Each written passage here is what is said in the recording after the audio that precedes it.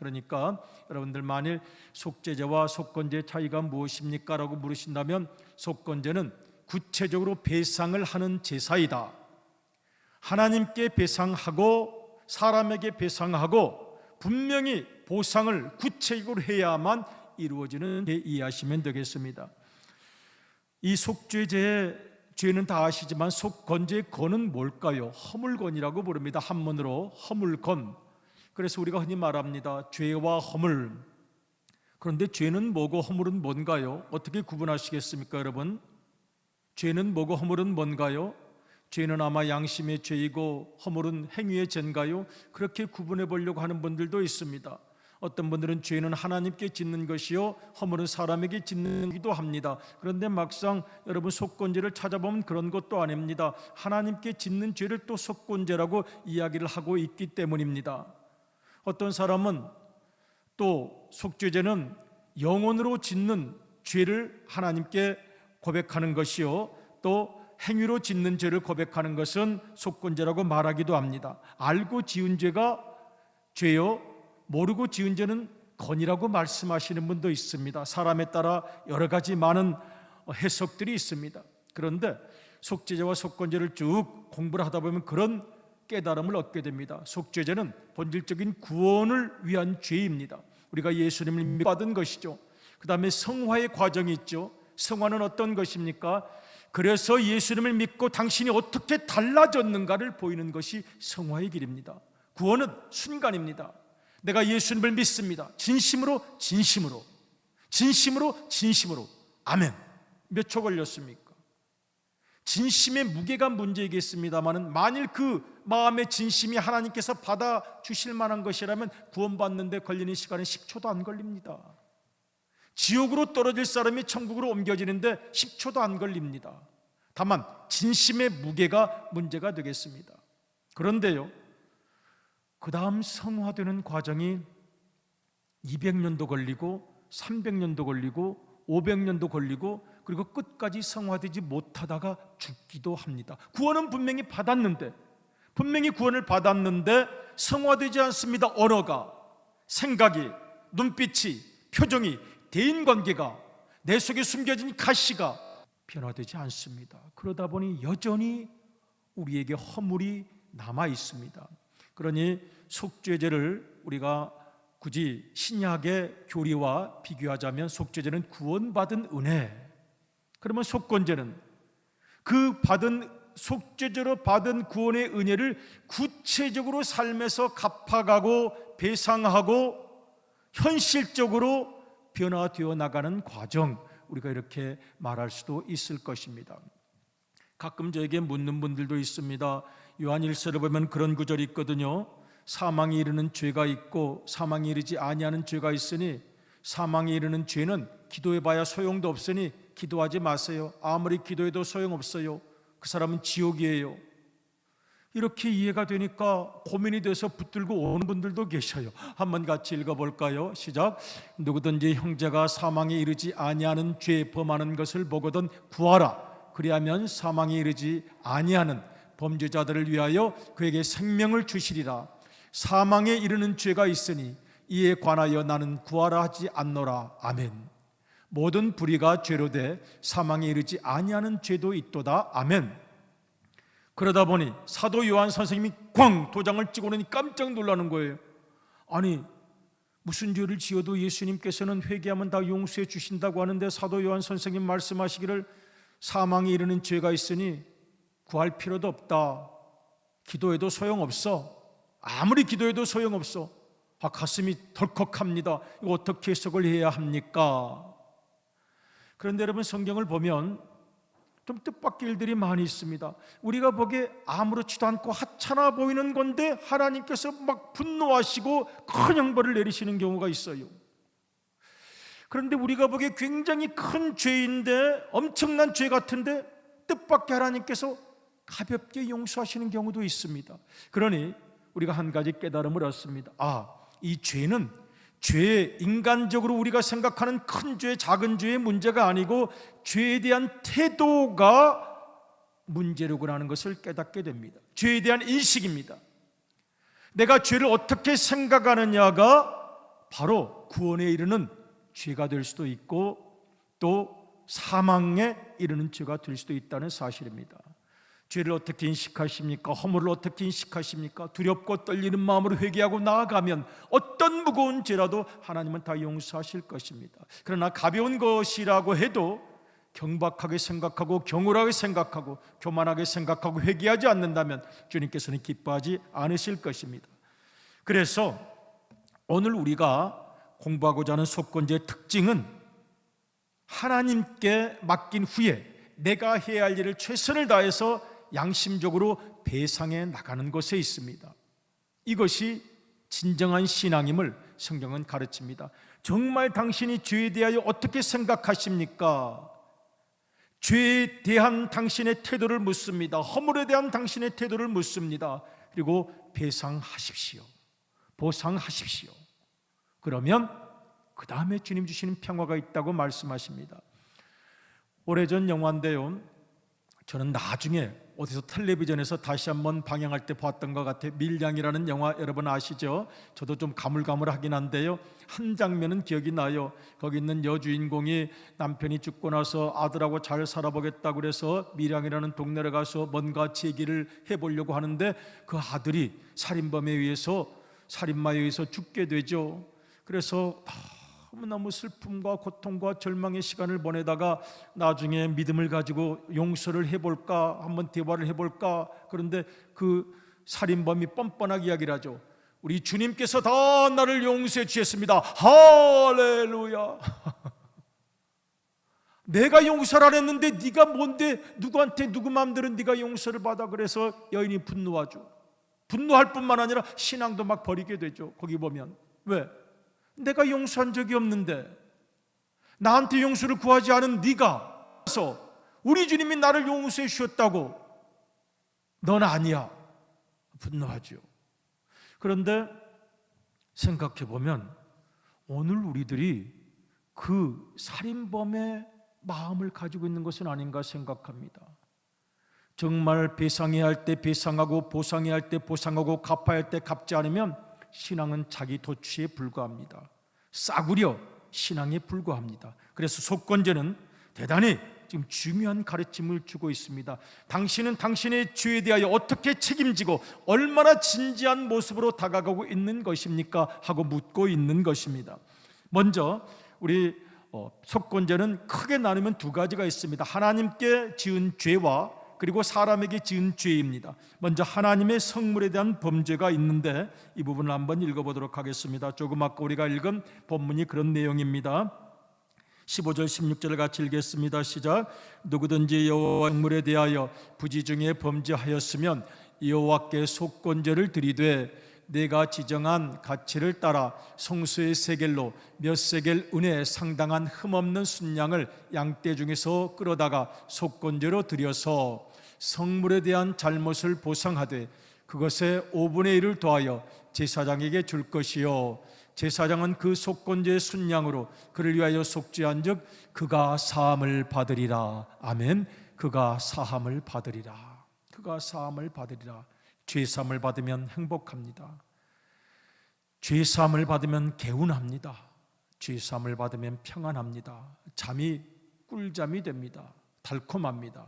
사함을 받으리라. 사함 받은 자의 기쁨, 사함 받은 자의 행복이 있는데요, 중요한 것은 여호와의 성물에 대하여 부지중에 범죄하였으면 이라는 표현입니다. 여호와의 성물은 무엇일까요? 여러 가지 많은 해석이 있습니다. 저는 오늘 그중에서 대표적인 10의 1조에 대해서 설명을 하고자 합니다. 그것만 분명하면 다른 모든 것은 저절로 따라오게 되어 있기 때문입니다. Things of the Lord, 여호와의 성물, 거룩한 물건, 하나님의 소유물. 성경이 뭐라고 말씀을 합니까? 레위기 27장 30절을 한번 읽어보겠습니다. 레위기 27장 30절입니다. 시작. 그리고 그 땅의 10분의 1, 곧 그 땅의 곡식이나 나무의 열매는 그 10분의 1은 여호와의 것이니 여호와의 성물이라. 아멘. 수많은 여호와의 성물에 대한 불경죄가 있겠습니다마는 그 중에서 가장 중요한 것 중에 하나가 10의 1조 예물입니다. 여러분 이것을 잘 배우고 잘 가르치셔야 합니다. 제가 종종 그런 말씀을 드렸습니다. 제가 군목으로 처음 사령복 교회를 담임을 하는데 그때는 젊은 마음도 있고 좀 멋있게 보이고 싶어서 헌금에 대한 이야기를 한마디도 안 했어요. 나중에 긴 세월이 들어가다 보니까 예배의 핵심은 헌금 시간이구나. 그전까지는 설교, 찬양이 예배의 핵심이라고 생각을 했는데요, 큰 깨달음이 왔어요. 구약 제사를 보니까 헌금이 끝이에요. 헌금 시간이 끝. 거기 설교 시간, 다른 시간이 없는 거예요. 여러분 잘 보세요. 번제, 소제, 화목제, 속제제, 속건제는 헌금 드리는 시간이잖아요. 그리고 용서받고 끝. 그 헌금에 일생을 담았으니까요. 그 헌금 시간에 모든 생을 다 담았으니까요. 신앙 고백을 담았으니까요. 헌금 시간이 예배의 모든 것이구나. 초대교회는 그래서 성찬식, 말씀보다 성찬식이 더 강했고요, 거기에 그들이 가지고 있는 연보의 시간을 가장 소중히 여겼던 것입니다.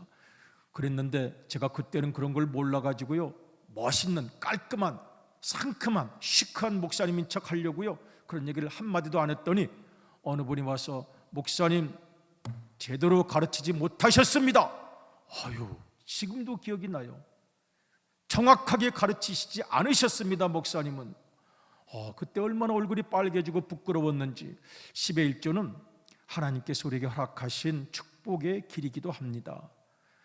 어떤 분이 또 물어요. 뭐 세금을 떼기 전입니까? 받기 전입니까? 뭐 실수입입니까? 뭔 수입입니까? 그 복잡하게 생각할 것 없습니다. 하나님 앞에 정직하시면 됩니다. 내가 한 달을 살아가는 동안 들어오는 모든 수입의 10분의 1, 어찌 10분의 1만 드리겠습니까? 여러분 솔직히 여러분의 생애를 드리는 것 아니겠습니까? 2조, 3조 그렇게 드리고 싶은 것 아니겠습니까? 그게 주님을 사랑하는 마음이라고 하겠습니다. 그런데 그 하나님의 성물, 시간도 마찬가지입니다. 내 존재 자체가 성물이죠. 그런데 저는 상징적으로 지금 10의 1조에 대해서 말씀을 하고 있는 것입니다. 그런데 그것을 범했은즉 어떻게 하라고 성경은 말씀합니까? 흠없는 순양을 양떼 중에 끌어다가 속건제로 먼저 드리고, 그런데 이게 사람 앞에 드리는 속건제하고는 좀 달라요. 사람에 대한 속건제를 드릴 때는 속건제 잠깐 스톱, 먼저 가. 그 사람 돈 띄어먹은 거 다 갚을 뿐만 아니라 거기에 플러스 5분의 1, 100만 원 떼어먹었으면 120만 원을 갚고 해결하고 와서 예배를 드려라. 그래서 사람에게 대한 속건제는 하나님께 대한 속건제와 좀 다릅니다. 하나님의 성물에 대한 죄는 먼저 하나님께 제사를 드리게 되죠. 먼저 순양을 드리고 나서 하나님 앞에 드리지 못한 모든 10분의 1 성물, 거기 플러스 5분의 1을 더하여 하나님께 드리는 것입니다. 여기에는 존재론적 인식이 필요합니다. 나는 과연 누구입니까? 내 돈입니까? 내 자녀입니까? 내가 뛰어나서 하나님께서 이런 재산을 주신 것입니까? 내가 뛰어나서 남보다 더 큰 달란트를 주신 것이고 남보다 더 잘 사는 것입니까? 이 모든 것이 주님께로부터 왔다는 깊은 고백, 이것이 바로 이 속건제를 드리는 자의 마음이라고 하겠습니다. 제가 종종 유모처럼 생각하는 우리 기장교단에 존경받을 만한 목사님 이중표 목사님의 예화가 있어요. 그분이 지방에서 목회할 때인데요, 어느 여자분이 교회를 나오게 됐어요. 남편이 성격이 아주 괄괄하고 아주 고집이 센 분인데 웬일인지 아내는 교회에 보냈어요. 그러면서 아내한테 한 가지만 약속을 받았대요. 나 종종 그 얘기 생각할 때마다 웃겨요. 너 교회 가서 무슨 짓을 해도 좋은데 돈만 거기다가 안 바치면 된다. 돈만 안 바치면 된다. 돈만 안 드리면 거기다가 안 바치면 네가 교회에서 뭘 하든지 나 상관하지 않을게. 그러니까 알았다고, 그래서 교회를 열심히 나왔어요, 부인이. 그러니까 남편이 생각하기를 부인이 교회에 나가면 그래도 바람 피지는 않겠지, 돌아다니면서 딴짓은 안 하겠지, 그래도 교회 가면 기도는 하겠지, 일단 돈만 안 내면 그 나쁠 게 없을 것 같은 거야. 이 교회 가면 뭐 나름대로는 돌아다니지 않을 거 아니에요, 딴 데로. 그러니까 그렇게 남편의 허락을 받아서 교회를 나오는데요, 이제 목사님이 전도하러 갔어요. 전도하러 가셔서 선생님, 아내가 교회를 다니는데 교회를 나오셔야죠.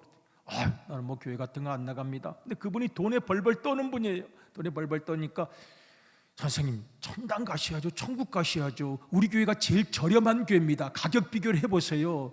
이 교회가 우리 교회는 제일 저렴하게 믿을 수 있습니다. 다른 교회하고 가격 비교를 한번 해보시고 품질 비교를 해보세요. 우리 교회가 진짜입니다. 진짜 제일 싸구려인데 제품도 제일 좋고 천국 꼭 갑니다. 아, 진짜입니까? 아, 그렇죠. 비교를 해보시라니까요. 우리 교회 진짜 제일 저렴합니다. 가격 비교해 보시고 오세요. 그럼 한번 가볼 그뿐이에요. 선생님이 마시는 술, 담배가 나중에 끊게 되면 그 돈이 어딥니까? 그러니 제일 싼 교회입니다. 여기가 제품도 제일 좋고 제일 저렴합니다. 아, 그러면 한번 가야죠. 그래서 이제 그분이 나오게 되었다는, 믿거나 말거나 즐거운 이야기입니다. 그런데 그분이 나중에 어느 정도 믿음이 들어가더니 열심히 헌금을 많이 하셨어요. 열심히 헌금을 많이 하셔서 목사님이 좀 웃기니까 가서 물어보았어요. 아니, 어떻게 저렴하게 사셔야 되는데 어떻게, 아유, 인생이 너무 저렴해지는 것 같아서요. 너무 인생이 저렴해지는 것 같고 이렇게 너무 사는 게 초라해 보여서요. 돈도 나고 사는 게 초라해 보여서 그냥 하나님께 드려야 되겠다고 생각이 됩니다. 그래서 이준표 목사님께서 감사합니다, 하나님께서 눈을 열어주셨습니다 라고 하셨다는 이야기 종종 생각이 나요. 너무 저렴하게 믿지 마십시다. 너무 싸구려로 믿지 마십시다. 초라하지 않습니까? 세상을 위하여 쓰면서 덜덜 떨면서 하나님을 위하여 초라한 것. 그런데 감사한 것은 하나님께서 주시는 축복이 있습니다. 속죄한 즉 그가 사함을 받으리라. 하나님께 걸리는 것이 있으십니까? 저는 이 11조라는 제목으로 지금 같이 대화를 나누었습니다만 어찌 11조뿐이겠습니까? 내 인생 하나님의 것인데, 내 시간 하나님의 것인데, 내가 가진 모든 남보다 뛰어난 달란트 다 하나님의 성물인데, 내게 주신 시간, 인생, 달란트 얼마나 하나님을 위하여 사용했는지 한번 돌이켜 보아야 할 것입니다. 우리의 남은 생애가 이 하나님께 나의 모든 달란트를, 영광을 돌리기 위하여 드릴 수 있는 멋진 생애가 되시기를 주님의 이름으로 축복합니다. 아멘. 두 번째로 중요한 것은 사람에게 그 하나님께서 허락하신, 요구하신 속건제의 배상을 하는 것입니다. 좀 길지만 같이 한번 읽어볼까요? 레위기 6장 3절부터 7절까지인데요 이 중요한 것은 먼저 사람을 찾아가서 배상을 하는 것입니다. 그 다음에 이 제사를 드리는 것입니다. 같이 한번 읽겠습니다. 시작.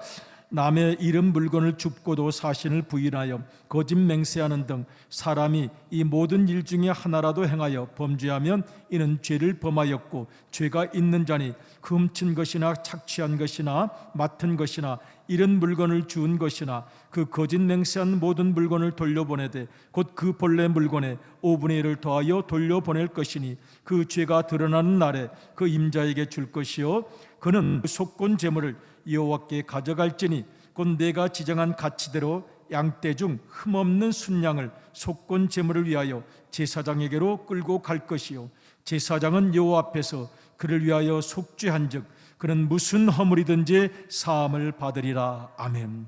그는 무슨 허물이든지 사함을 받으리라.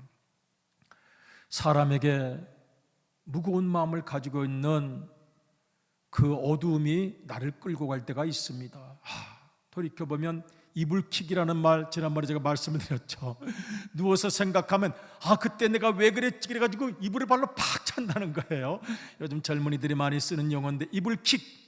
인생이 있습니다. 그때 내가 왜 그랬지, 그때 참을 수 있었는데, 그때 좀 더 내가 베풀면 됐을 텐데, 그때 왜 이렇게 힘들었는지, 아까웠는지, 그때 내가 좀 더 시간을 낼 수 있었는데, 그때 내가 부드럽게 말할 수 있었는데, 이불킥에 부끄러운 죄책감과 자의식이 우리를 침범할 때가 많이 있습니다. 그래서 성경은 우리에게 이 길을 열어주시는 거예요. 여러분, 마태복음을 보면 예수님께서 뭐라고 말씀하십니까? 예배드리기 전에 화해하라고 말씀합니다. 한번 읽어보겠습니다. 마태복음 5장 23절입니다. 시작. 그러므로 예물을 제단에 드리려다가 거기서 내 형제에게 원망을 들을 만한 일이 있는 것이 생각나거든 예물을 제단 앞에 두고 먼저 가서 형제와 화목하고 그 후에 와서 예물을 드리라. 아멘. 예배를 드리려고 하는데 마음에 자꾸 걸려요. 미움을 가지고 예배를 드릴 수 없잖아요. 원망하는 마음을 가지고 예배를 드릴 수 없잖아요. 마음에 똘똘 꼬여있고 뭉친 것이 있어서 예배를 드리면 하나님이 기뻐 받으시겠습니까? 그러니 예물을 제단 앞에 두고 먼저 가서 형제와 화목하라고 말씀을 하십니다. 그 문제가 해결이 되어야 하나님께서 예배를 받으시니까요. 여러분, 삭개오도 이 속건제의 법칙을 알았는데 삭개오는 5분의 1만 더 드린 게 아닙니다. 구원받은 그 기쁨 때문에 더 많이 드리겠습니다 하고 결심하고 실천했습니다. 누가복음 19장 8절을 같이 한번 읽어보겠습니다. 시작. 삭개오가 서서 주께 여짜오되 주여 보시옵소서, 내 소유의 절반을 가난한 자들에게 주겠사오며 만일 누구의 것을 빼앗은 일이 있으면 네 갑절이나 갚겠나이다. 예수께서 이르시되 오늘 구원이 이 집에 이르렀으니 이 사람도 아브라함의 자손이미로다. 아멘. 삭개오는 속건제의 법칙 10배, 20배를 지금 말하고 있는 것입니다. 구원함을 받은 기쁨이 그렇게 컸습니다. 돈은 있었습니다. 외로웠습니다. 허무했습니다. 마음을 둘 곳을 찾지를 못합니다. 방황했습니다. 죽음이 두려웠습니다. 사랑, 그런 거 생각해 본 지 오래되었습니다. 그런데 예수 그리스도 안에서 사랑을 알게 되고 구원을 알게 되고 영생을 알게 되자 그가 그토록 집착했던 물질로부터 해방이 되었습니다. 그러자 예수님께서 뭐라고 말씀하십니까? 오늘 구원이 이 집에 이르렀으니 이 사람도 아브라함의 자손이라고 말씀하십니다. 여러분, 우리의 인간관계를 생각합니다. 여기까지 살아오는 동안 내가 그 사람에게 마음의 빚을 졌다. 아직 살아있다면, 내가 살아있다면, 우리 살아있는 건 맞긴 맞나요? 살아있는 거죠 아직? 그렇다면 그 사람이 혹시 살아있다면 여러분, 기회를 한번 꼭 용기를 내서 무심한 듯 한번 그렇게 연락해 보시기 바랍니다. 생애를 돌이켜보면 제가 받은 전화가 몇 통, 그런 전화 느닷없이 뜬금없이 받은 전화가 오래전에 한번 기억이 나요. 그런데 제가 금방 알 수 있었어요. 이분이 굉장히 오래 고심하다가 전화하셨구나. 그래서 네, 잘 있습니다. 1분 정도밖에 안 됐어요. 딱 1분 정도 그냥 네, 건강하시죠? 네, 평안합니다. 늘 기도하고 있습니다. 감사했습니다. 그리고 끊었는데요, 제가 지금도 생각해요. 그분이 나름대로는 고민하다가 이렇게 전화를 좀 해야 마음이 풀릴 것 같아서 하셨구나. 때로는 우리가 마음의 배상을 해야 할 때가 있고 마음으로 갚아야 할 일들이 있습니다. 우리에게 살아가는 날 동안 인생의 회한이 많이 있을 수도 있습니다. 우리의 관계를 생각합니다. 걸린 사람들이 있습니까? 아직 살아있는 날이라면 갚을 수 있었으면 좋겠어요. 더 많이 갚고 더 많이 사랑하며 살아가면 좋겠습니다. 오늘 우리들이 사랑을 받지 않았습니까?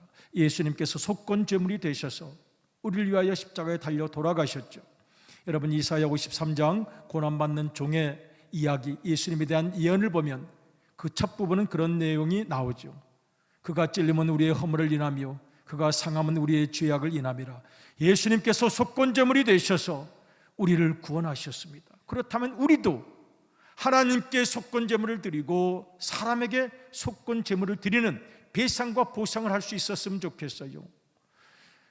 10절을 같이 한번 읽어보실까요? 시작. 여호와께서 그에게 상함을 받게 하시기를 원하사 예수님을 통해서 질고를 당하게 하셨은즉 그의 영혼을 속건제물로 드리게 이르면 그가 씨를 보게 되며 그의 날은 길 것이요 그의 손으로 여호와께서 기뻐하시는 뜻을 성취하리로다. 아멘. 예수님에 대한 예언입니다. 고난받는 종에 대한 예언입니다. 예수님께서 속건제물이 되어서 우리를 구원하셨으니 이제 그 속건제물의 은혜를 받은 우리가 씨가 되는 거예요. 하나님의 씨앗, 희망의 씨앗, 소망의 씨앗, 웃음의 씨앗, 행복의 씨앗이 되는 것입니다. 죄를 이겨내고 소망을 말하는 사람이 될 것이라는 말씀, 그 예수님의 속건제물의 은혜로 오늘 우리들이 구원을 받았습니다. 오늘 우리가 주님께 부르심을 받은 하나님의 성물입니다. 부르심을 받은 성물답게 우리 인생 모든 것을 주님께 드릴 수 있는 이 밤의 결단이 있기를 주님의 이름으로 축복합니다. 아멘.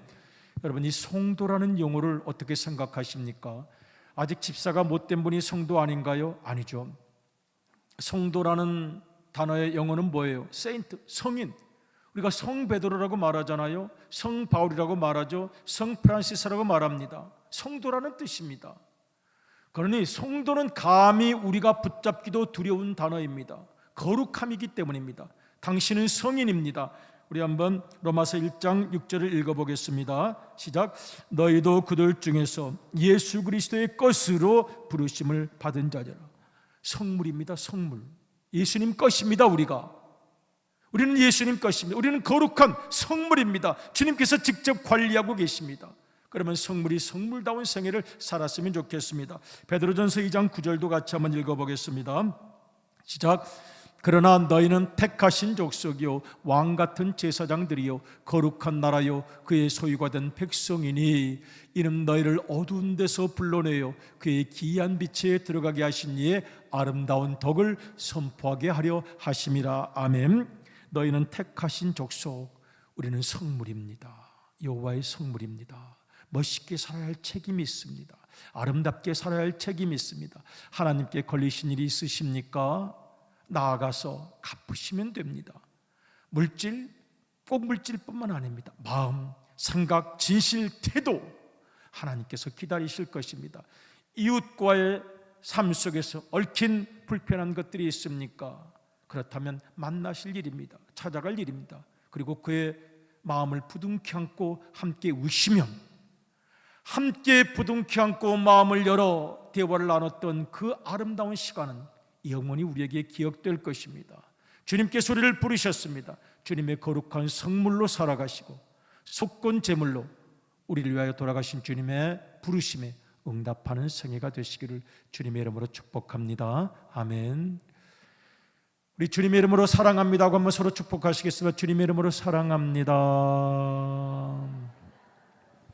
부름받은 자답게 살기 원합니다.